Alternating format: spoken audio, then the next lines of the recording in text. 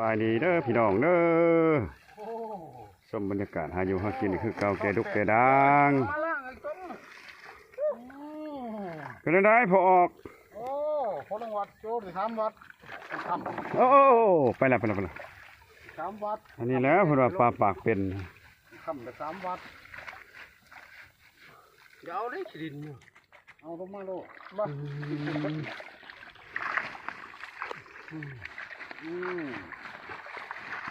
บรรยากาศหาอยู่หากินเมื่อวันคอยปะก่อนตอนหาเล่นปะก่อน บ่ได้เบิ่งบ่ได้ถ่ายให้เบิ่งเอาแต่ตอนสิเก็บกู้คนผลิตคนได้หับไม่ได้จับเข่งมาตักโลกคนจับได้บ้าอยู่บ่มาขุมาขุมาใส่โตที่ได้แล้วคนนี้ละ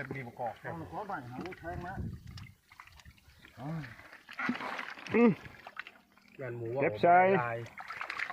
นี่นี่นะห้างอีกคะแนนดีกว่าบ่เอาไหนเนาะพวกกุ้งขึ้นมาลายเฉยพวกกุ้งสมบอกนั่นนี่กว่านี้เป็นทงยางถ้าไปฟังความผอ่านเมื่อแล้วเนาะรถกระตุกน้ำสดอีกแง่จะหมดแดงเมื่อก็แล้วรถเนี่ย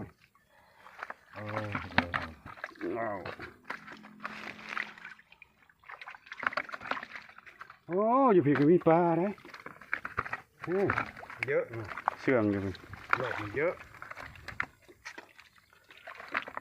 เศร้าคนกินรถกินแล้วเมื่อกินเข่าลงแล้วก็แล้วพระเจ้าสายเขามันไปเชื่องอยู่จังไดพี่ปลาตัวนี้อยู่เชื่องไว้ไอ้หัวนาเพิ่นละเหยียบไปนำโอ้ยอันนี้ของพายอันนี้เส้นอินเตอร์ชิน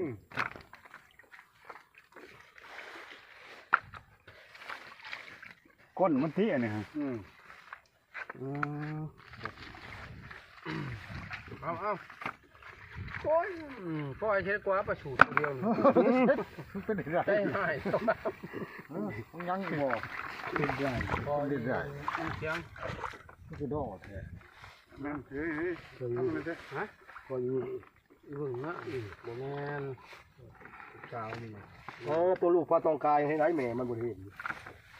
ลูกปลาตองกายนั่นบางนู้นหัวหน้านี่เอาลักขนาดปล่อยไปมาลงเฮ้ยยังบ่ได้ตาย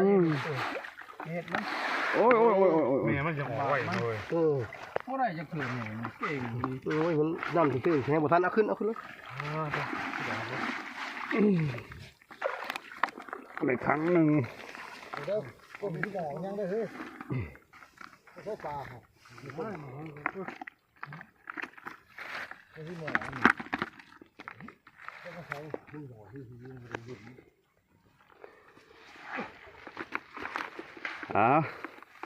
ถ้าเบิ่งบรรยากาศหาอยู่หากินก็ได้ซ้ำนี่แหละพี่น้องก็สิได้เมื่อแล้วบัดนี้ค่ำล่ะแก่ดุกแก่ด่างเมื่อเอาปูเอาปลาซ้ำนี่ในทางบักฮอย